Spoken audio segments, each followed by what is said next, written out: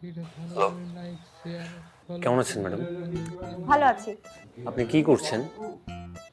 তেমন কিছু না, ঘুমানোর জন্য প্রিপারেশন নিচ্ছিলাম। তুমি কি করছো? আমি এই তো তোমার কথা ভাবছি। কেন আমার কথা ভাবছো কেন? কেন মানে? কেন তোমাকে নিয়ে ভাবি তুমি বুঝো না? না, বুঝি না তো। আর শোনো, তুমি যে আমার বাসার মোড়ে মোড়ে দাঁড়িয়ে থাকো, এটা কি ভালো হচ্ছে বলো? আমার ভাই যদি দেখে ফেলে না, তোমাকে হাত পা ভেঙে হাসপাতালে পাঠাই দিবে, বুঝছো? আচ্ছা, তোমার ভাইয়া যদি আমাকে মেরে হসপিটালে পাঠিয়ে দেয়, তুমি কি দাঁড়িয়ে দাঁড়িয়ে দেখবে? তোমার খারাপ লাগবে না? না, সত্যি বলতে খারাপ একটু লাগতেও পারে। লাগতেও পারে, তার মানে লাগবে না। Okay fine,